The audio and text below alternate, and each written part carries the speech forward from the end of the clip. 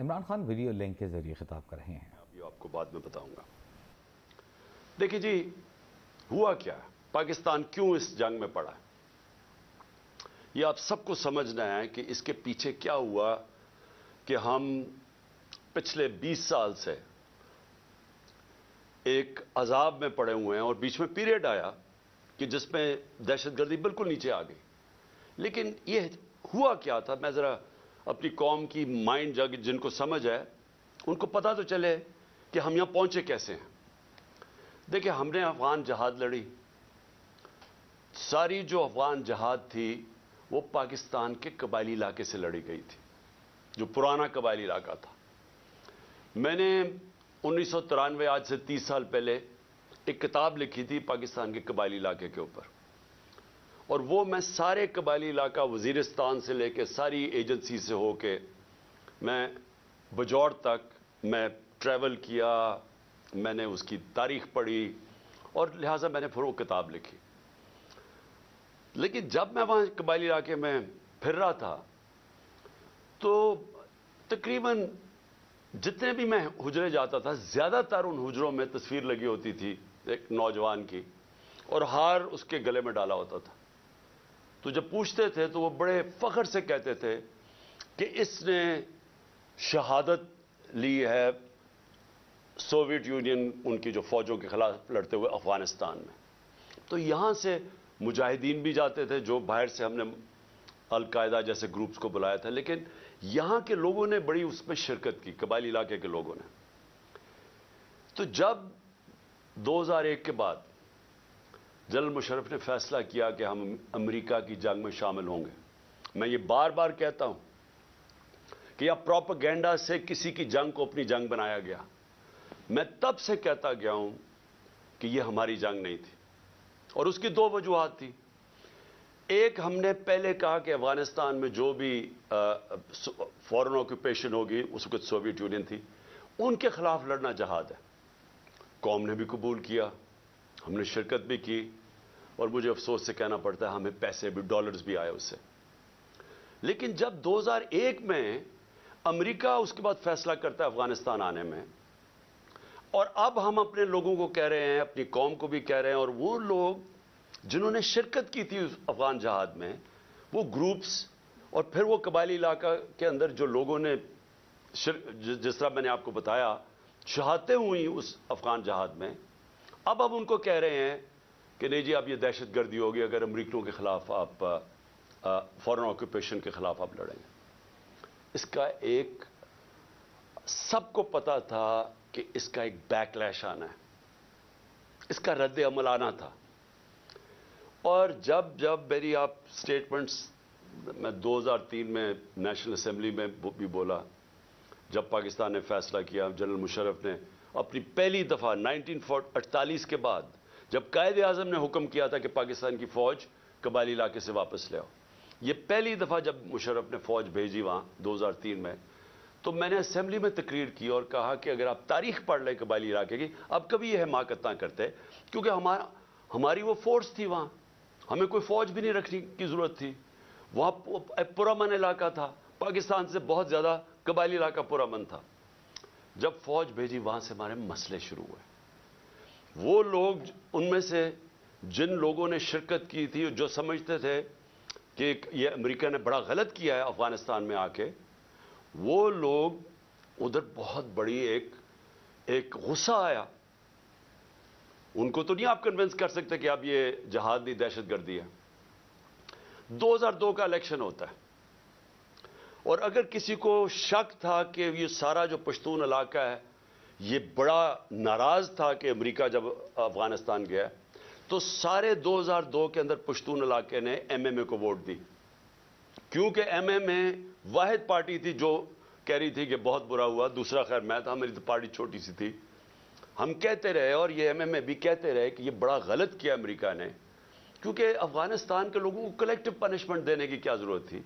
القاعدہ ایک گروپ تھا، لیکن ایک پورے قوم کو سزا دینا تو ایک بڑا ایک اس کے خلاف پاکستان کے اندر بھی بڑا عوام نے یہ پسند نہیں کیا، اور کافی غصہ تھا لوگوں میں، خاص طور پہ پشتون بیلٹ میں. क्योंकि वो उन्होंने कनेक्शन जो पश्तून इस तरफ है और उसका दूसरी तरफ कबायली इलाके का तो बॉर्डर ही कोई नहीं होता था, ड्यूरन लैंड तो थी कुछ नहीं, तो वहां से तो आमदोरफ्त रहती थी दोनों तरफ। तो उसका एक रिएक्शन आया और रिएक्शन अवाम ने पश्तूनों ने बता दिया 2002 में कि वो इस जंग के खिलाफ है। उन्होंने एमएमए को वोट दी क्योंकि दोनों पार्टीज तो डरती हैं, बात ही नहीं करती थी अमेरिका के खिलाफ। ये तो अमेरिका को अपना वो आका मानती हैं, तो ये तो बोली नहीं। तो जो बोल रही थी पार्टी एमएमए, उनको कौम ने वोट दी, सारे पश्तूनों ने। तो पता चल गया कि कौम किधर खड़ी है। अब वहां से शुरू हुई, जैसे जैसे हम पढ़ते गए अमेरिका की जंग में, वो फिर वहां दहशतगर्दी, उसका रिएक्शन आता गया। उन्होंने पाकिस्तान के खिलाफ जो फिर पहली दफा 2004-5 में हमने टीटीपी का नाम सुना। यहां तो कोई मिलिटेंट तालिबान नहीं थे। जो जंग लड़ी थी, जो उस तरफ मुजाहिदीन और तालिबान ने उन्होंने लड़ी थी सोवियट्स के अगेंस्ट, तो यहां तो कोई मिलिटेंसी नहीं थी।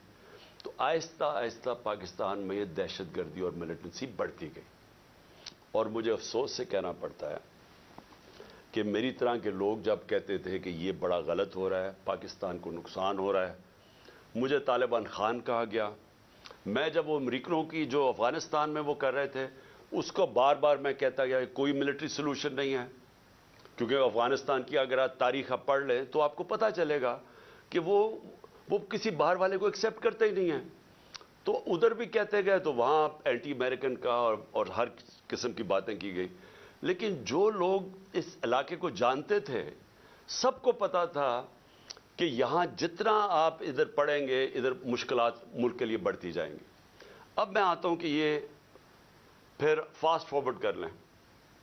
अच्छा, उससे पहले मैं कहूंगा ड्रोन अटैक्स होने शुरू हो गए, और ये 2006 से ड्रोन अटैक 4 से 5 से आहिस्ता आहिस्ता बढ़ते गए। ड्रोन अटैक्स क्या होता था कि वहां जाके अटैक करते थे कबायली इलाके में, वहां ज्यादातर बेकसूर लोग मारे जाते थे। वो क्या बदला किससे लेते थे? वो आके पाकिस्तान की सिक्योरिटी फोर्सेस, पुलिस के खिलाफ बदला लेते थे। तो इसलिए मैंने एक बहुत वाहिद पॉलिटिकल पार्टी जिसने ड्रोन्स के खिलाफ धरना किया, हमने पूरी कैंपेन की, वजीरिस्तान मार्च की धरनों के खिलाफ, ये ड्रोन अटैक्स के खिलाफ। बाकी ये पार्टीज चुप करके बैठी हुई थी और डरते थे। आपको पता है इनके तो पैसे बाहर पड़े हुए हैं, तो वो तो डरते हैं बोलते हुए। जब आपकी दौलत वहां बाहर पड़ी हो तो खौफ आता है उनसे। उसके बाद क्या हुआ? हमारी गवर्नमेंट आ गई, पख्तूनख्वा में गवर्नमेंट आई 2013 में। हमारी पुलिस बुरी तरह, उनकी कैजुअल्टीज हुई थी, वो डिमोरलाइज थी। हमने पुलिस के ऊपर पूरी रिफॉर्म्स की गई। आईजी दुरानी साहब को हमने यहां से लेके गए मरहूम, वो आए वहां, हमने पुलिस को रिफॉर्म किया, पुलिस कमांडोज की ट्रेनिंग करवाई, पहली दफा पुलिस कमांडोज को डेवलप किया, और उधर से फिर फाइट बैक हुई। और पख्तूनख्वा की जो पुलिस थी वो फिर खड़ी हुई अपने पैर पे, और इतनी कुर्बानियों के बावजूद उन्होंने उनके एंड में देखें कि सारी कौम खड़ी होगी पख्तूनख्वा की पुलिस के साथ, क्योंकि उन्होंने फिर कुर्बानियां दी और रोका दहशतगर्दों को। लेकिन असल में दहशतगर्दी लड़ी जाती है इंटेलिजेंस एजेंसी से, और कौम की सिक्योरिटी फोर्सेस लड़ती है। और कौम की सिक्योरिटी फोर्सेस ने एंड में कुर्बानियां दी। पता नहीं 6000 हमारे फौजी शहीद हो गए, और टोटल पाकिस्तान की 80,000 पाकिस्तानी इस जंग में हलाक हुए। अब आ जाए 2018 में, हमारी गवर्नमेंट आ जाती है। हम फैसिलिटेट करते हैं अफगान तालिबान के साथ बातचीत, क्यों, और अमेरिकन और अफगान तालिबान के बीच में बातचीत। हम कोशिश करते हैं, क्योंकि हमारा इंटरेस्ट था वहाँ अमन होगा तो पाकिस्तान में उसका फ़ायदा होगा। क्योंकि उस वक्त जो पिछली अफगान गवर्नमेंट थी वो प्रो पाकिस्तान नहीं थी, वो प्रो इंडिया थी, और वो हुकूमत, हमें कोई हेल्प नहीं मिलती थी। जब यहाँ पाकिस्तान से तीन ग्रुप्स ऑपरेट कर रहे थे, अफगानिस्तान अटैक करते थे, तो वो नहीं रोकते थे। तो हमने पूरी कोशिश की पहले बातचीत करवाएं ताकि अमन हो अफगानिस्तान में। फिर हमने कोशिश की अफगान गवर्नमेंट को और तालिबान को इकट्ठा बैठाने की, वो हम फेल हो गए, उन्होंने नहीं माना। लेकिन हमने कोशिश की, हमने दोनों उस गवर्नमेंट से भी बात कर रहे थे। मैं गया भी काबुल जब प्रेसिडेंट गनी थे, तो सिर्फ कोशिश की कि हम किसी तरह यहां अमन पैदा करें। तो जब पिछली 2021 की गर्मियां, अब मैं सिर्फ आपको इसलिए तफसील बता रहा हूं ताकि आपको पता हो आज जो हो रहा है उसके पीछे बैकग्राउंड क्या थी।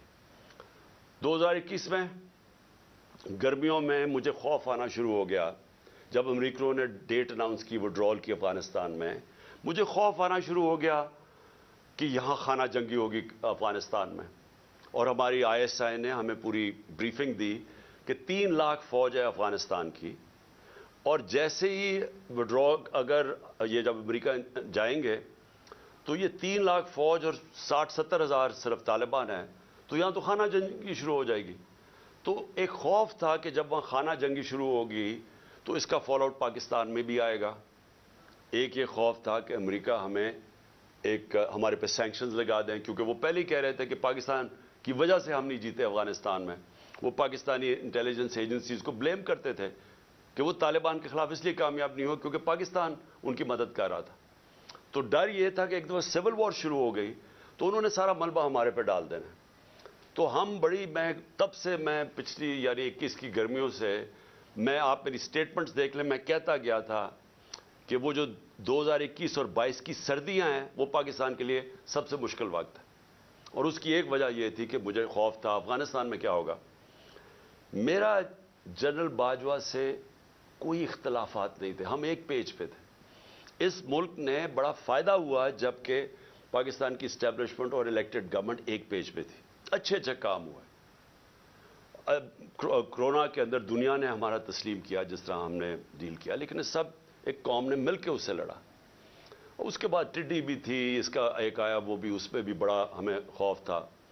تو ہر چیز میں اس وقت ہم اکٹھے چل رہے تھے. اختلاف پہلا یہ ہوا کہ ایکسٹینشن کے بعد جنرل باجوہ نے بار بار ہمیں کہا کہ ان کو NRO دے دو اور یہ اکاؤنٹیبلٹی سے پیچھے ہٹ جاؤ اور نیب کو چینج کر دو جو اب نیب ہے. یعنی نیب کو لاز کو امینڈ کرنا یہ تب سے شروع ہو گیا تھا کہ جیسے آپ امینڈ کریں گے تو یا پولیٹیکل سٹیبلٹی آ جائے گی. بیسکلی ان کو NRO دے دو، جو ہم نے ریفیوز کر دیا. میں نے میٹنگ بھی تھی ایک ہوئی تھی جس میں میرے سینئر منسٹرز بیٹھے تھے، جنرل باجوہ نے یہ تجویز دی. ہم نے کام نہیں کرتے کیونکہ میں تو آیا ہی پالیٹکس میں 26 سال پہلے تھا رول آف لاء کے لیے اور انصاف، اور اگر انصاف نہیں ہوتا تو کرپشن ہوتی ہے. تو دوسرا اختلاف کدھر ہوا؟ دوسرا اختلاف ان سے ہوا جنرل فیض کے اوپر. اب میں آج ساری قوم کے سامنے رکھنا چاہتا ہوں جو حقائق کیا تھے. میرا جنرل فیض کو اس وقت میں سمجھتا تھا کہ کیونکہ 2021-22 کی سردیاں ہمارے لیے بڑی مشکل ہوں گی، میں چاہتا تھا کیونکہ افغانستان کا فال آؤٹ آنا تھا، میں یہ چاہ رہا تھا کہ ان کو یہ سردیوں تک جنرل فیض کو رکھا جائے. کیونکہ اگر سب سے مشکل ٹائم ہے تو جو سب سے ایکسپیرینسڈ آپ کا انٹیلیجنس کا چیف ہے اس کو ہونا چاہیے، آپ کا بیسٹ کھلاڑی ہونا چاہیے. مجھے تب سے خوف تھا دہشت گردی کا. میں نے بار بار جنرل باجوہ سے بھی بات کی، میں نے اپنی کیبنٹ کو بھی بتایا کہ سردیاں ہمارے لیے مشکل ہیں، کیونکہ ایک پوری تاریخ میں دیکھ رہا تھا، مجھے تو پوری بیک گراؤنڈ پتا ہے اس کی. اللہ نے کرم کرنا تھا ایک طرح ہمارے اوپر بھی اور افغانستان کے لوگوں کے اوپر کہ وہ جو امریکن جو ٹرین کیا ہوا تھا افغان فوج، اس نے ہتھیار ڈال دیے. پریزیڈنٹ غنی ملک سے چلا گیا افغانستان سے، ایک دم طالبان کی گورنمنٹ آ گئی. کوئی خانہ جنگی سے یہ سارا خطہ بچ گیا. اس نے آپ کو اندازہ نہیں کہ پاکستان کے اوپر کتنا فائدہ ہوا اس کا. اگر خدا نہ خواستہ خانہ جنگی شروع ہو جاتی ہمیں سب سے بڑا نقصان ہونا تھا. اللہ نے کرم کیا، افغانستان کے لوگوں پہ ہمیں بچا لیا. اب اس کے بعد کیا ہوا؟ پاکستان کیونکہ ہم نے دعا کے ڈائلاگز جو امریکن اور طالبان کے تھے ہم نے سب سے زیادہ اس میں پروموٹ کیا، اس کے اندر ہمارا سب سے بڑا کام تھا. تو ایک جو گورنمنٹ سب سے پہلے جس کے سب سے اچھے تعلقات تھے افغانستان میں وہ پاکستان تھا. اور جو دنیا نے ایکنالج کیا کہ جو ایویکویشن ہوئی افغانستان میں اس میں پاکستان نے سب سے بڑا رول پلے کیا کیونکہ ہمارے تعلقات اچھے تھے. اور پھر شاہ محمود قریشی کو میں نے وہاں بھیجا، انہوں نے ان سے میٹنگز کی. ہماری کوشش یہ تھی کہ 2500 کلومیٹر کا ہمارا بارڈر ہے افغانستان کے ساتھ. ہمارے تعلقات اچھے ہوں گے تو یہ جو 3 قسم کے دہشت گرد پاکستان میں آپریٹ کر رہے تھے، BLA TTP اور پھر ISIL، تو ہماری کوشش یہ تھی کہ ہم ان کے ساتھ اگر وہاں سٹیبل گورنمنٹ آ جائے تو پاکستان بچ جاتا ہے دہشت گردی سے. OIC کی منسٹرز کی میٹنگ کروائی غالباً دسمبر میرے خیال میں 2021 میں. افغانستان کو ٹاپک رکھا، دنیا کو بتایا کہ افغانستان کی سٹیبلٹی ضروری ہے. جس میں ایک ہم نے اپنی وجہ بتائی کہ پاکستان میں دہشت گردی کنٹرول کرنے کے لیے سٹیبل افغانستان ضروری ہے. کانفرنس کروائی. اس کے بعد کیا ہوا کہ اس کے بعد بدقسمتی سے رجیم چینج آ گئی اور ہماری گورنمنٹ کو ہٹایا گیا. جب ہماری گورنمنٹ کو ہٹایا گیا تو اس سے پہلے ہماری میٹنگ ہوئی. میں نے جنرل باجوہ اور آئی ایس آئی چیف تھے, اب مجھے یہ نہیں یاد کہ اس وقت جنرل فیض آ گئے تھے یا یہ جنرل ندیم تھے, لیکن جنرل باجوہ تھے اور میں نے اور ہم نے بیٹھ کے گفتگو کی کہ اب جب اپنی افغانستان میں ایک پرو پاکستان گورنمنٹ ہے, یعنی اینٹی نہیں ہے, کیونکہ غنی ایڈمنسٹریشن تو پاکستان کے خلاف تھی, جب وہ آ گئی ہے تو ہمیں کوشش کرنا چاہیے. اب جب طالبان, انہوں نے بھی کہہ دیا کہ اب ہم ان کو واپس بھیجنے لگے ہیں, اب 30 سے 40 ہزار طالبان فائٹرز اور ان کی فیملی افغانستان میں تھی. تو ہماری میٹنگ ہوئی اور ہم نے سوچا کہ اب ان کو کیا کرنا ہے. وہ کہہ رہے ہیں کہ پاکستان آئے اب یہ واپس, اور وہ بیچ میں بھی پڑھنے لگے تھے کہ ہم کسی طرح بات چیت پہ بھی وہ فیسیلیٹیٹ کریں. اب ڈسکشن یہ ہوئی, کیونکہ یہ جو سیکیورٹی ایشوز ہیں وہ تو ہم بات کرتے تھے جنرل باجوہ اور آئی ایس آئی سے. جب ہماری بات ہوئی تو دو ہمارے, خاص طور پہ دو کی میں بات کر رہا ہوں, 3 جو ایک اور ہمارے بیوروکریٹ تھے جن کو قبائلی علاقے کا اندازہ تھا, جو سرو کر چکے تھے, اور ہمارے نور الحق قادری صاحب جو خیبر ایجنسی سے تھے, اور وہ مراد جس نے ساری جو سوات کے اندر پورا آپریشن ہوا تھا طالبان. تو انہوں نے بیٹھ کے بڑا خدشہ بتایا کہ دیکھیں جب وہ آئیں گے تو ان کی سیٹلمنٹ کیسے ہوگی, کیونکہ بڑا مشکل ہوگا, لوگوں کی دشمنیاں ہیں, قتل کیے ہوئے ہیں آپس میں, اور انہوں نے طالبان نے, تو وہ بڑی تشویش تھی.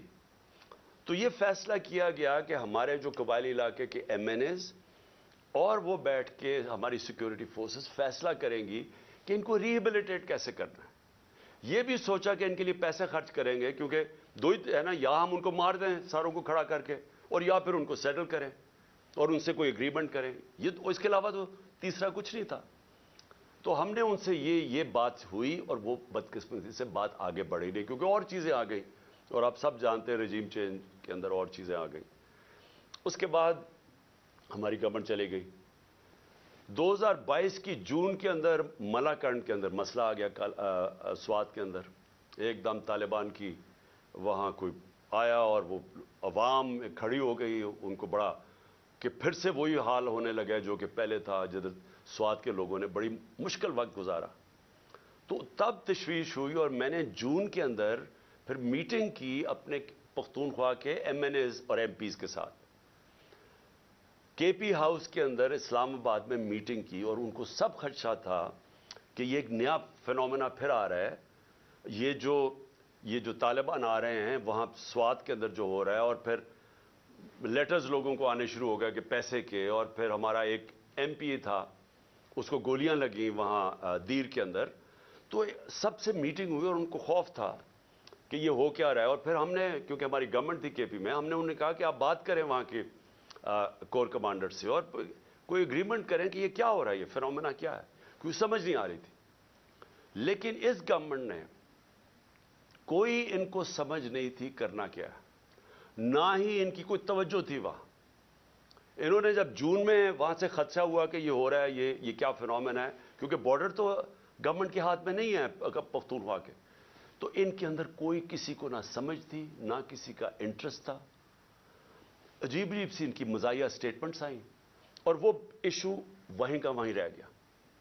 اب یہ ایشو آہستہ آہستہ بڑھنا تھا, اور اب جدھر یہ پہنچ گیا ہے, مجھے اب ہوا کیا, جب پولیس پہ جب یہ اٹیک ہوا مسجد کے اندر, تو ابھی وہ لوگ, وہ بیچارے جو, میں پھر سے آج سب کے سامنے, ہم سب کو تکلیف ہے کہ جس طرح کی ہم نے وہ سینز دیکھے ہیں, اور جس طرح وہ پولیس والوں کے اوپر ایک غصہ اور ایک غم طاری ہوا تھا, وہ ہم نے دیکھا سب نے.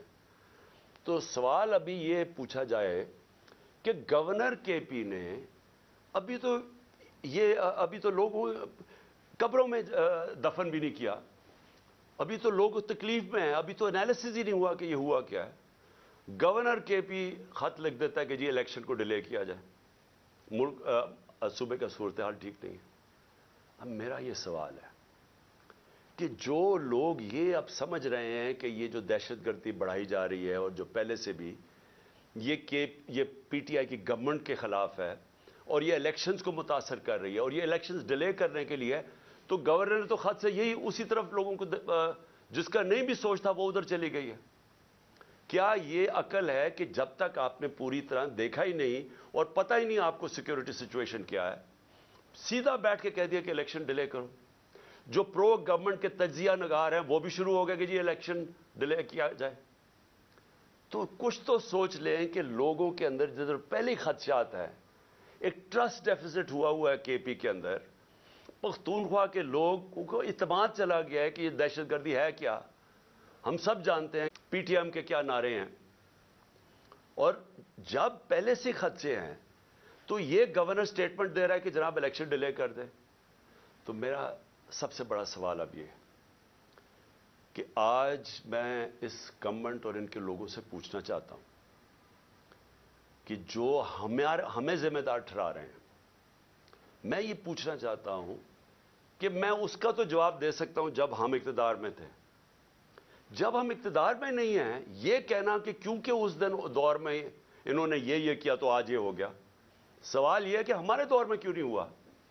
2013 से हमारी गवर्नमेंट थी पख्तूनख्वा, जो सबसे बड़ा सूबा जो तबाही में थी। 2013 से 18 तक जरा दहशतगर्दी देख लें कि पख्तूनख्वा में कितनी हुई हमारे दौर में। और 2018 से अब तक हमारी जब गवर्नमेंट थी मार्च अप्रैल तक, मुझे यह बता दें कितनी दहशतगर्दी थी। तो आज हमें यह कहा जा रहा है कि जनाब वो क्योंकि उन्होंने पता नहीं क्या, क्योंकि आज दहशतगर्दी बढ़ गई। ये बिल्कुल इसलिए इसी तरह है, जिसके ऊपर अभी मैं इसके बाद आऊंगा, कि जनाब इन्होंने पता नहीं आज जो माशी बुरहान आ गया और जो तबाही मच गई है पाकिस्तान में, जो लोगों की उम्मीद ही मुल्क से चली गई है, जो माशी हालात हैं, तो वो कह रहे हैं कि जी वो हमारी वजह से हुआ है। हम उसके जिम्मेदार हैं जो हमारे दौर में हुआ है। जब हम पावर में नहीं है, हम हमारे से क्यों जवाब पूछ रहे हैं। मैं आज फिर से मैं बार बार कहता रहूंगा, मुझे इनका पता था कि ये नाहल और करप्ट लोग, इन्होंने तो 30 साल हुकूमत की और मुल्क को यहां पहुंचाया है। और अब ये कहना कि ये जो जनरल बाजवा की सोच थी कि अब आके ये मुल्क ठीक कर देंगे, जो 17 साल में सबसे बेहतर पाकिस्तान की इकोनॉमिक परफॉर्मेंस थी, उस इकोनॉमिक परफॉर्मेंस के ऊपर रिजीम चेंज करके इनको ले आए। मैं बार बार जनरल बाजवा को कहता रहा और मैंने वाज़ेह तौर पे शौकत तरीन को भिजवाया। मैं इसलिए आपको कहूंगा कि हमें पता था ये क्या होना है। मैं इनको जानता हूं 30 साल से जो इन्होंने किया पाकिस्तान के साथ। ये जो कर्जे चढ़े हुए हैं जब से ये आए हैं, जरा देखें इन्होंने, ये अमीर होते जाते हैं, मुल्क मकरूज होता जाता है। तो इन्होंने मुल्क कैसे ठीक करना था। जो मुल्क को तबाही की तरफ लेके जाए वो मुल्क ठीक कैसे कर सकता है। इनके ये जो नून लीग की 99 ये गवर्नमेंट छोड़ के गए हैं, जरा देख लें कि क्या हाल था पाकिस्तान की माइशत का, और अब ये जो 2018 में छोड़ के गए तब देख लें क्या हाल था। तो अब इनको जब हमें हटा के इनको लेके आए, इन्होंने अब ठीक कर देना था मुल्क। चलती हुई माइशत जो 17 साल में उसकी ग्रोथ रेट, यानी जो इकॉनमी में दौलत में इजाफा हो रहा था 5.7 और 6%, आखिरी 2 सालों में, कोरोना के बावजूद। कोरोना का भी मैं बार बार आपको इसलिए याद करवाऊंगा, ये दुनिया के अंदर इतना बड़ा सानिया सदी में एक दफा आता है, और देखेंगे पाकिस्तान कैसे निकला उसमें से, और फिर अपने लोगों को, माइशत को, सबको बचा लिया, गरीबों को बचा लिया।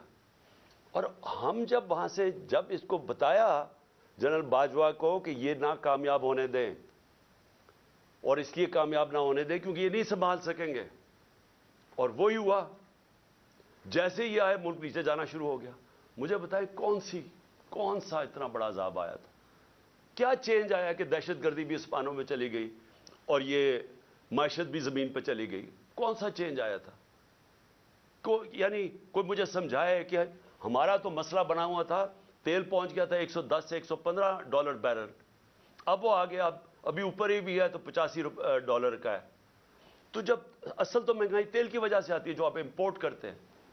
तो हमने तो जो एनर्जी की कीमतें वो भी ऊपर गई, कमोडिटी सुपर साइकिल जिसको कहते हैं उसको भी गुजारा। 2.5 साल हम IMF के नीचे थे, IMF के प्रोग्राम से भी गुजरे, اس کے باوجود اگر ہم یہ پاکستان کی دولت میں اضافہ کر سکتے ہیں، انڈسٹری بھی گرو کر رہی تھی، کسان بھی خوش تھا، سروسز بھی اوپر جا رہی تھی، فیوچر ٹیکنالوجی اس میں گروتھ آ گئی تھی، ہمارے ٹیکس کلیکشن بڑھ گئے تھے، ہمارے record tax collection, overseas Pakistani کو اعتماد تھا ہمارے پہ، وہ ریمیٹنسز ریکارڈ بھیج رہے تھے $31 ارب کی، تو یہ آتے ساتھ ہی آج نیچے کیسے پہنچ گئے؟ یہ ہونا ہی تھا۔ اور میں آپ کو صرف یہ بتانا چاہتا ہوں کہ آج ہم کدھر جا رہے ہیں۔ میرے سے وہ چیزیں پوچھے جب میں اقتدار میں تھا، اگر یہ نہ ہٹاتے پھر ہم ذمہ دار تھے۔ اگر یہ نہ سازش کر کے، یہ جو شہباز شریف اب بولتا پھرتا ہے، کیوں آپ نے سازش کی تھی کہ اگر آپ کو اتنا خوف تھا، ہماری تیاری نہیں تھی، ملک کے حالات بہت برے تھے، ہمیں رہنے دیتے، 1 سال، 1.25 سال، 1.5 سال رہ گیا تھا، ہم ذمہ دار تھے، پھر ہم اس کے ذمہ دار کیسے ہو جو آپ آ کے ملک کا بیڑا غرق کر کے رکھ دیا ہے، ہر طرح ملک نیچے لے گئے ہیں۔ مجھے یہ ذرا یہ سمجھائیں کہ 90 روپیہ گرا ڈالر کے مقابلے میں، 90 روپے، کیا اس کے ہم ذمہ دار ہیں؟ یعنی کیا آپ مجھے صرف یہ سمجھا دیں کہ یہ جسٹیفائی کیسے کرتے ہیں کہ 90 روپے ڈالر کے مقابلے میں کم ہو گیا؟ 90 روپے پاکستان کی دولت، لوگوں کے پیسے کے اندر کمی آ گئی ہے۔ یعنی جب آپ ڈالر اوپر جاتا ہے تو آپ کے روپے کی جب قیمت نیچے جاتی ہے تو آپ کی خریدار کی قیمت نیچے چلی جاتی ہے، اس سے جو چیز آپ باہر سے امپورٹ کرتے ہیں وہ سب مہنگی ہو جاتی ہیں۔ اور اس کا جب اثر آئے گا، جب 90 روپے آپ گراتے ہیں، آپ گرتا ہے آپ کی نااہلی کی وجہ سے، اس کا اب اثر کدھر آ رہا ہے؟ ہر شعبے پہ اس کا اثر آ رہا ہے۔ سب سے پہلے مہنگائی۔ آج لوگوں کا سب سے بڑا مسئلہ مہنگائی بن چکا ہے۔ لوگ، تنخواہ دار لوگ آج سوچتے ہیں کہ ان کی تنخواہ میں کیسے گزارا ہوگا، اور ابھی پوری مہنگائی آئی نہیں ہے۔ ابھی تو اثر، یہ جو آخری 35 روپے گرے ہیں، ابھی اس کا اثر نہیں آیا۔ ابھی تو جو پٹرول اور تیل کی قیمتیں بڑھی ہیں، جو انہوں نے پٹرول اور ڈیزل بڑھایا ہے 35 روپے لیٹر، ابھی یہ اور بڑھنا ہے، کیونکہ جو روپیہ گرا ہے اس کا ابھی آپ کو اثر آئے گا، کیونکہ جو باہر سے چیزیں مہنگی ہوں گی۔ اور یہ کیسے مجھے بتا سکتے ہیں کہ 16 ارب ڈالر کے ریزروز چھوڑ کے گئے تھے، آج 3 ارب ڈالر کے تقریباً رہ گئے؟ تو کیا اس کی 9 مہینے میں یہ ہوا ہے؟ تو پھر سے میں کہتا ہوں، کون سی قیامت آئی تھی کہ ملک کو یہاں پہنچا دیا؟ اور میں عوام کو بتانا چاہتا ہوں کہ ابھی جو مہنگائی ہے ہمارے دور میں، جو کہ عوام کو، لوگوں کو افیکٹ کرتی ہے، اسے کہتے ہیں سینسٹیو پرائس انڈیکس۔ کھانے پینے کی چیزیں جو گھروں میں، آپ کی کچن میں، آپ کو جو عام لوگ، جو سفید پوش، جو تنخواہ دار، جس کو لوور مڈل کلاس کہتے ہیں، جو مزدور ہیں، ان کو سب سے زیادہ افیکٹ کرتی ہے، جس کو کہتے ہیں ایس پی آئی، سینسٹیو پرائس انڈیکس۔ ہمارے دور میں 16% تھی، آج وہ پہنچ گئی ہے تقریباً 40%، اور یہاں رکنے نہیں لگی، کیونکہ ابھی اس کا پورا اثر آیا نہیں ہے جو روپیہ ہمارا اتنی تیزی سے گرا ہے۔ اس کا مطلب چیزیں جب اور مہنگی ہوتی جائیں گی، یہ لوگوں کے لیے اور مہنگائی بڑھتی جائے گی۔ اس کے بعد یہ صرف یہ تیل اور ڈیزل نہیں بڑھا، اور اس کا بھی اثر آئے گا۔ گیس بڑھنے والی ہے، بجلی بڑھنے والی ہے، بجلی یہ دگنی کر چکے ہیں، ہمارے جانے کے بعد دگنی، اس سے زیادہ بڑھنے والی ہے۔ اور جو ہمارے قرضے ہیں، 9 مہینے میں ہمارے قرضے کتنے بڑے ہیں؟ 10,000 ارب روپیہ، 10 ٹریلین روپے ہمارے قرضے بڑھ چکے ہیں جب سے یہ آئے۔ اور انہوں نے کیا کیا؟ ایک کارنامہ کیا، اپنے سارے کرپشن کے کیسز ختم کر دیے۔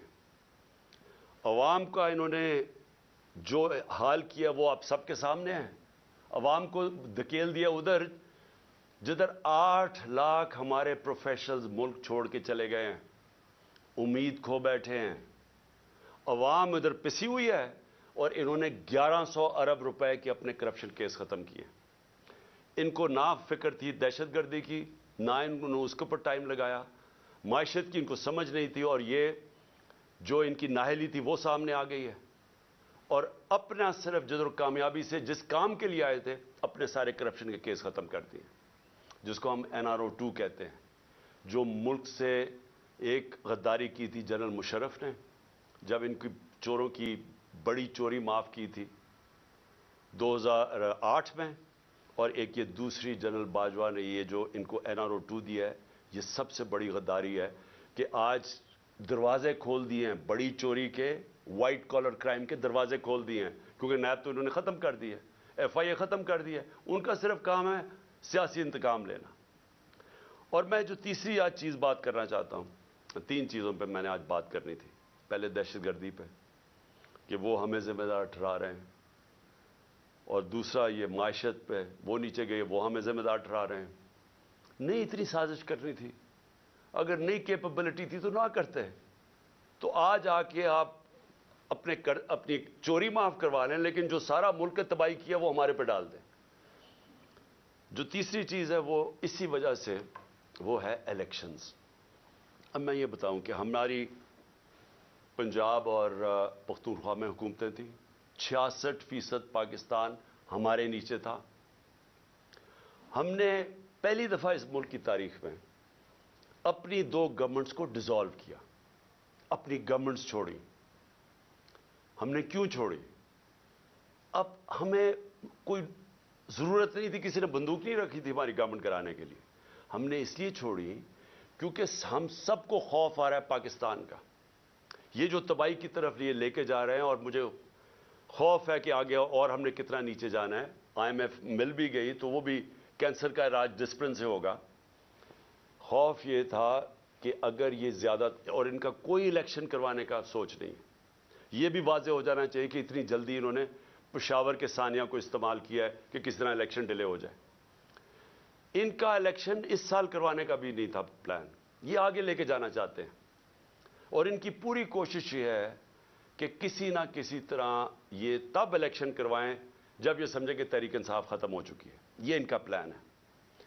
اور ہم نے اس لیے یہ الیکشن کا فیصلہ کیا، اور ہم نے یہ سوچا کہ کس طرح ہم الیکشن کروا سکتے ہیں۔ ہم نے کہا اپنی گورنمنٹ سے نکل جاتے ہیں، اور ہم نے آئین کو سامنے رکھتے ہوئے یہ فیصلہ کیا۔ آئین کے اندر بڑا واضح ہے، اس میں کوئی ابہام نہیں ہے، کوئی بھی اس کے خلاف نہیں جا سکتا۔ آرٹیکل 105 آئین کا واضح طور پہ کہتا ہے کہ جب اسمبلیز ڈیزالو ہوں گی تو 90 دن اور اس سے کم میں الیکشن ہوگا۔ کوئی ifs اینڈ بٹس نہیں ہے اس میں۔ یہ ہم نے قربانی اس لیے دی کہ ہم سے یہ سمجھتے تھے کہ یہاں ایک ہی طریقہ ہے کہ ایک دفعہ پنجاب اور پختونخوا میں الیکشن ہو گیا تو مجبوراً 66% پاکستان میں الیکشن ہوگا، مطلب سارے ملک میں ہو جائے گا۔ تو ہم نے تو اس لیے دی۔ اب یہ اس سے بھاگ رہے ہیں، سب مل کے اب کوشش کر رہے ہیں کہ کسی نہ کسی طرح اس سے باہر نکلیں۔ اب میں سارے پاکستانی کو بتانا چاہتا ہوں، اپنی ساری لیگل کمیونٹی کو بتانا چاہتا ہوں، اپنے وکلا اور اپنی عدلیہ کو بتانا چاہتا ہوں کہ جتنا بڑا یہ نقصان پہنچے گا اگر یہ کامیاب ہو گئے 90 ڈیز سے آگے لے جانے کی، یہ وہی ہوگا لینڈ مارک جو کہ ایک دفعہ جسٹس منیر نے اس ملک کے اندر رول آف لا کو ختم کر کے ڈاکٹرن آف نیسیسٹی لے کے آئے تھے۔ وہ کوئی نہیں بھولا آج تک۔ کوئی وجہ نہیں ہے کہ 90 ڈیز سے آگے لے کے جائیں۔ یہ کہیں گے کہ جی دہشت گردی ہو گئی۔ 2013 میں دہشت گردی نہیں تھی، 2008 میں دہشت گردی نہیں تھی، تب کیوں نہیں الیکشن آگے کیے؟ اور یہ یاد رکھیں کہ 2008 کے اندر الیکشن اس لیے آگے کیے گئے تھے کیونکہ وہاں ایک ڈیموکریٹک سیٹ اپ نہیں تھا، جنرل مشرف کی گورنمنٹ تھی، اس لیے الیکشنز کو آگے کیا گیا تھا۔ تو یہ جو پلان کر رہے ہیں کہ جی کسی طرح اس کی آڑ لے کے دہشت گردی کی الیکشن آگے کریں گے، اس سے بڑا ظلم اس ملک میں نہیں ہوگا، کیونکہ اس کا مطلب کہ وہ سیٹ اپ صرف اس لیے رہ جائے گا، وہ ڈرا صرف ایک راستے میں ہے کہ کہیں عمران خان اور PTI نہ جیت جائے۔ اور وہ انہوں نے کیا کہ آئین کی وائلیشنز تو بھی شروع کر دی ہیں۔ سب سے پہلے تو ایک جو آرٹیکل 105 ہے، گورنر نے کیوں نہیں اناؤنس کی ڈیٹ ابھی تک؟ یہ ڈائریکٹ آئین کی वायलेशन है। जो भी 90 डेज से आगे लेके जाएगा उसके ऊपर आर्टिकल 6 लगेगा। और दूसरी चीज, जो इन्होंने केयर टेकर गवर्नमेंट्स बनाई है, ये बिल्कुल पाकिस्तान के आइन की वायलेशन है। आइन ने सिर्फ केयर टेकर गवर्नमेंट का सेटअप इसलिए होना था कि वो गैर जानिबदार होंगे, इम्पार्शल होंगे, ताकि इस गैर जानिबदार सेटअप ही सिर्फ मुल्क में साफ और शफाफ इलेक्शन करवाएंगे। यह मकसद था उसका। हो क्या रहा है अब? वो हुकूमतें आ गई हैं पख्तूनख्वा में और यहां पंजाब में, जो यही नहीं कि वो सिर्फ गैर जानिबदार नहीं है, वो सख्त हमारे खिलाफ हैं। अभी से सारे कदम उठाने शुरू हो गए हैं, जो कि ये शहबाज शरीफ की हुकूमत भी ना थोड़ा सोच समझ के करती, क्योंकि जल्दी में है। अभी से हमारे ऊपर केसेस, कदम जो फवाद चौधरी से उन्होंने किया, और फवाद चौधरी से क्यों किया? फवाद चौधरी का ये बताने की कोशिश कर रहे हैं कि हम इस तरह आपको जलील करेंगे, हथकड़ियां। वो कोई दहशतगर्द था, उसके मुंह पर कपड़ा डाल के लेके आ रहे हैं, उसको कमरे में, यानी इतनी सर्दी के अंदर उसको कमरे में, जमीन पे उसको सलवा रहे हैं। वहां कौन सा जुर्म किया उसने? आजम स्वाति से पहले ये किया, शहबाज गिल से पहले ये किया।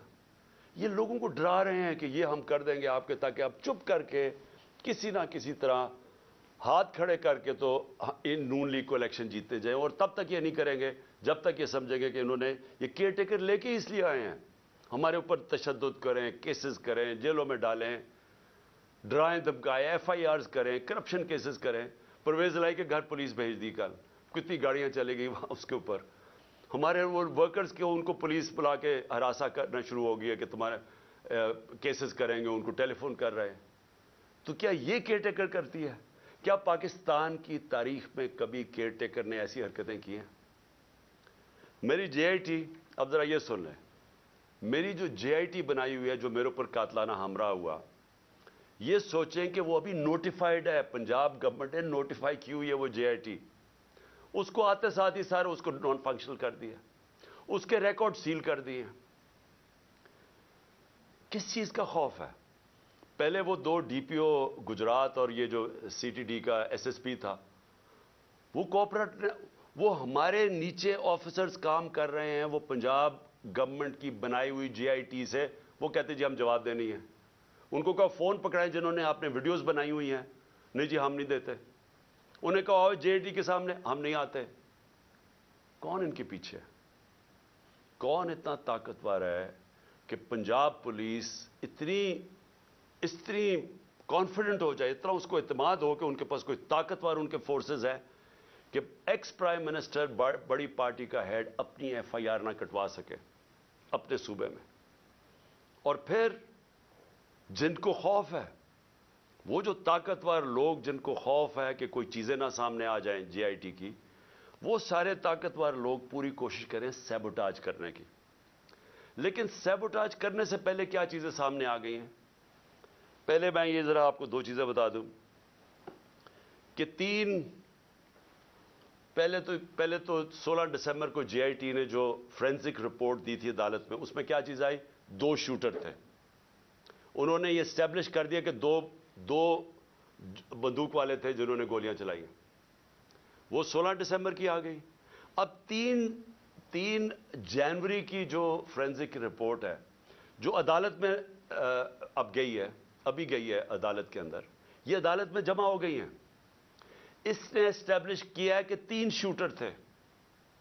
सो जो सारा बनाया हुआ था कि जी एक दीनी इंतहा पसंद है, जिसने कहा मैं अकेला हूं, उसको पढ़ा के भेजा था पहली स्टेटमेंट, मैं अकेला हूं। तो पहले तो यह साबित हो गया कि 3 शूटर थे। तो सारी जो साजिश थी वो सामने आ गई। और 3 शूटर इस तरह थे कि उसकी गोलियां, जो हम कह रहे थे, जो मैं भी कह रहा था कि ऊपर से मेरे गोली, छत से गोलियां, उनके गोलियों के खोल मिल गए, जो इन्होंने आइडेंटिफाई किया JIT ने, जो कि अब अदालत में जमा करवा दी।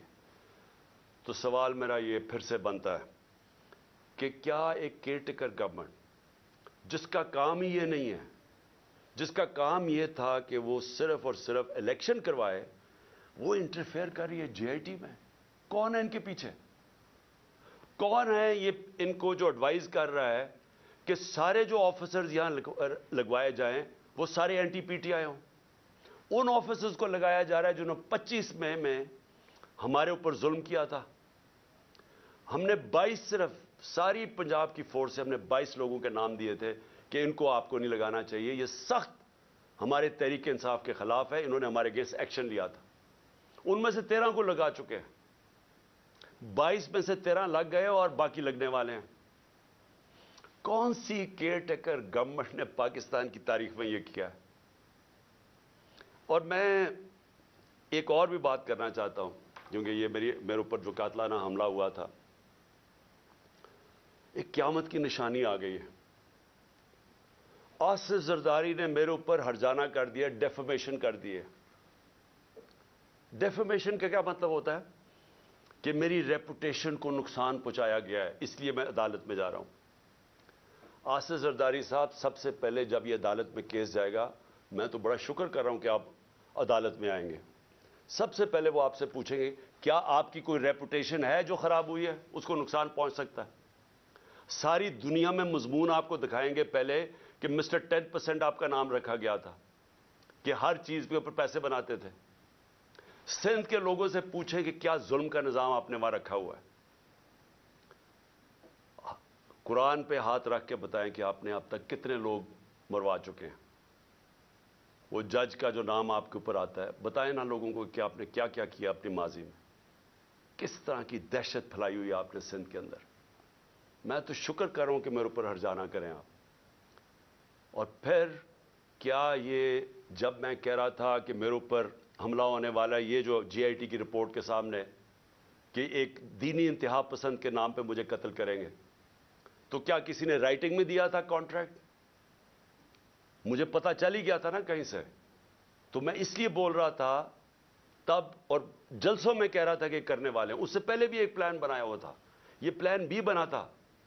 تو کوئی مجھے رائٹنگ میں تو کسی نے نہیں کہا تھا کہ آپ ثبوت دیں. جی مجھے انفارمیشن ملی تھی تو میں نے کہا تھا, اور وہ ساری انفارمیشن ثابت ہو رہی ہے. یہ جو جی آئی ٹی میں کور اپ کرنے کی کوشش ہو رہی ہے, یہ طاقتور لوگ اپنے آپ کو بچا رہے ہیں, اس لیے وہ خوف زدہ ہیں کہ کہیں سچ نہ سامنے آ جائے.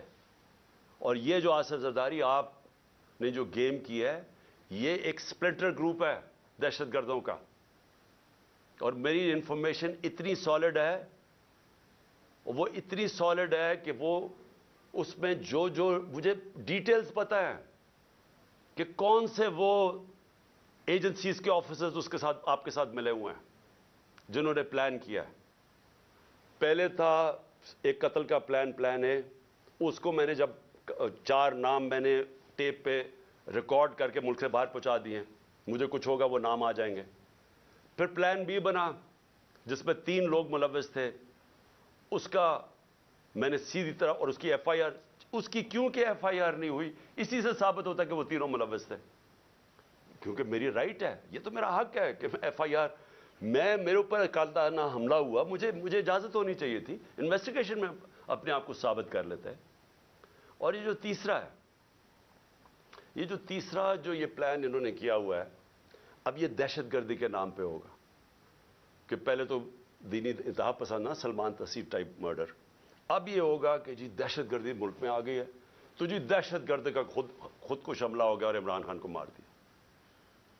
میں یہ اس لیے ساری قوم کے سامنے لے کے آ رہا ہوں کہ آصف زرداری, آپ نے جو اربوں روپیہ اس ملک کا چوری کر کے باہر رکھا ہوا ہے, یہ قوم آپ کو معاف نہیں کرے گی. اس لیے میں نے کیا ہے کہ آپ پیسہ نہ انجوائے کریں, بعد میں یہ سمجھیں حملہ کروا دیں. اور وہ جو آفیسرز بھی ہیں ان کا بھی مجھے پتہ ہے کون ملوث ہے ان کے اندر, اور اس لیے میں پہلے سے لوگوں کو آگاہ کر رہا ہوں. اور میں بڑا شکر کر رہا ہوں کہ اس آدمی کو میرے ساتھ عدالت میں کھڑا کرو. میں اس کی پوری کتاب ہوگی, اتنی بڑی کتاب ہوگی بتانے کے لیے کہ اس کے پاس ریپوٹیشن ہی نہیں ہے ڈیفینڈ کرنے کے لیے. آخر میں میں اپنی قوم کو میرا آخری پیغام یہ آج کی تقریر کا کہ دیکھیں, ایک ملک پھر سے یہ یاد رکھیں کہ ہم جس طرح جا رہے ہیں, یہ ملک ہم تباہی کی طرف جا رہے ہیں. کیوں؟ کیونکہ ہمارا ایک بہت بڑا, جب پاکستان بنا تھا, اس کے پیچھے ایک بڑا فلسفہ تھا, اس کے پیچھے قربانیاں تھیں, اس کے پیچھے ایک بڑی خواب تھی, اس ملک کو بنانے کے لیے ساری دنیا، مسلمان دنیا میں خوشیاں ہوئی تھیں.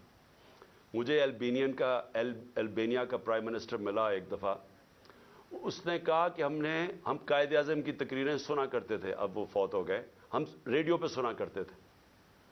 اور نیلسن منڈیلا نے کہا کہ وہ قائد اعظم کی تقریریں سنتے تھے کیونکہ وہ سارے آزادی کی جنگ میں ملوث تھے. اور اس نے کہا کہ مٹھائیاں بانٹی گئیں البینیا کے اندر جب پاکستان بنا. یہ ساری مسلمان دنیا میں ایک ہوپ آئی کہ ایک ایسا ملک بنے گا. اس وقت سب سے بڑی پاکستان کی آبادی تھی مسلمان ملکوں میں. بدقسمتی سے ناانصافی کی وجہ سے ایسٹ پاکستان علیحدہ ہوا. تو اس وقت سارے لوگوں نے امید لگائی ہوئی تھی کہ ایک ایسا ملک آئے گا جو لیڈ کرے گا مسلمان دنیا کو. ہم کدھر پہنچ گئے وہاں سے؟ ہمارے پاس یہ چور اوپر بیٹھ کے آ کے پیسے ان کے باہر پڑے ہیں. ملک کا ان کو کوئی فکر ہی نہیں ہے. روپیہ 90 روپیہ ڈالر مہنگا ہو گیا ہے ان کے 9 مہینے میں. ان کو کیا فائدہ ہوا؟ ان کو کیا نقصان ہوا؟ فائدہ ہی فائدہ، نقصان زیرو. کیونکہ ان کے ڈالرز میں پیسے پڑے ہوئے ہیں باہر. ان کے تو ڈالر اور ان کی ویلیو اوپر چلی گئی. انہوں نے تو پیسہ باہر رکھا ہوا ہے، ان کو تو فائدہ ہو گیا. نقصان ہماری طرح کے پاکستانیوں کو ہو رہا ہے جن کا جینا مر رہا ہے یہاں. ان کے لیے تو عذاب ہو جاتا ہے. جی ECL پہ ڈال دیا، مجھے ڈالیں ECL پہ. مجھے کیوں نہیں فکر کہ اچھا جی ECL پہ ڈالیں گے تو مجھے بڑا کوئی مسئلہ ہو جائے گا. ان کو کیوں مسئلہ ہے؟ کیونکہ پیسے گننے ہوتے ہیں، پراپرٹیز باہر دیکھنی ہوتی ہیں، بڑے بڑے ہیرڈ جیسی جگہ پہ شاپنگ کرنی ہوتی ہے، بڑے بڑے باہر ریسٹورنٹس میں. جب اتنا بڑا پیسہ آ جائے تو وہ خرچ بھی کرنا ہے نا. وہ پاکستان میں تو نہیں ہو سکتا. عذاب ECL پہ ڈال کے مجھے ڈال دیں ECL پہ. جن کا جینا مرنا آج پاکستان میں ہے وہ سارے آج تشویش میں ہیں، غم زدہ ہیں. سب کو خوف آ رہا ہے آگے کدھر ملک جا رہا ہے. میں ہر پاکستانی کی بات کر رہا ہوں جو سمجھتا ہے کہ یہ ہماری ماں ہے، ہمارا ملک ہے. وہ سب آج ان سب کو خوف آ رہا ہے کہ جو ڈائریکشن میں پاکستان جا رہا ہے. اور میں پھر سے یہ کہتا ہوں کہ ہمیں وقت ہے ابھی بھی، اور ایک راستہ ہے بس. جو مرضی، میں آپ سے نہیں کہہ رہا، میں 8-9 مہینے سے ایک ہی بات کہہ رہا ہوں کہ یہ جو لوگ آئے ہیں اس سے نکلنے کا ایک ہی حل ہے. ایک فری اینڈ فیئر الیکشن کروائے جائیں جلدی سے جلدی. عوام کے مینڈیٹ سے گورنمنٹ آئے. جب عوام کی بیکنگ سے گورنمنٹ آئے گی وہ بڑے فیصلے کرے گی. یہ چوروں کی طرح نہیں، یہ چوروں کی طرح نہیں جو ڈرتے ہیں فیصلے کرتے ہوئے کیونکہ ان کو ان کا تو مقصد ہی گورنمنٹ میں اور ہے آنے کا. یہ ملک تو ٹھیک نہیں کرنے آئے. ان لوگوں کو جن کو پبلک بیک کرے گی، پبلک مینڈیٹ سے آئیں گے، وہ بڑے فیصلے کریں گے. جب وہ بڑے فیصلے کریں گے اس فیصلوں سے یہ ملک نکلے گا اس بحران سے. یہ صرف انتظار کر رہے ہیں. میں ختم کرتا ہوں، کرکٹ سے ختم کرتا ہوں کیونکہ میری بڑا زندگی کا حصہ تھا کرکٹ. یہ میچ ایسا ہے، یہ میچ کھیلنا چاہتے ہیں ان کے اپنے امپائر، اپنے سلیکٹروں، اپنی پچ ہو، اپنا تھرڈ امپائر ہو. قانون یہ بیچ میں میچ کے بدلتے رہے. دیکھ رہے ہیں نا دوسری ٹیم شاید جیت نہ جائے، قانون بھی بدلتے ہیں، قانون بھی گیم کے یہ بدل رہے ہیں. اور جو مخالف ٹیم ہے اس کے کیپٹن کو یہ جیل میں ڈالنا چاہتے ہیں، اس کی اچھے پلیئرز کو یہ ان کے اوپر مقدمے کر کے ان کو باہر رکھنا چاہتے ہیں ٹیم سے. باقی جو ٹیم ہے ان کو کوئی پولیس ڈنڈے شنڈے مار کے کسی کی ٹانگ توڑ دی، کسی کا ہاتھ توڑ دیا. اوپر سے جب یہ سمجھے گے نا کہ اب یہ ٹیم بالکل ہی اب نکارہ ہو گئی ہے تو پھر وہ 12th مین جو باہر لندن میں بیٹھا ہوا ہے وہ جب سمجھے گا نا، وہ اتنا ڈرپوک آدمی، وہ صرف تب واپس آئے گا جب وہ سمجھے گا اب ٹیم قابل ہو گئی ہے کہ جناب میں اب نیلسن منڈیلا کہ اب میں جیتوں. ایسے ہونا نہیں لگا کیونکہ ایک اور امپائر ہے مالک یوم الدین، وہ فیصلہ کر بیٹھا ہے. آپ جو مرضی کر لیں، میچ آپ نے ہارنا ہے. پاکستان زندہ باد. Chairman PTI Imran Khan video link کے ذریعے خطاب کر رہے تھے.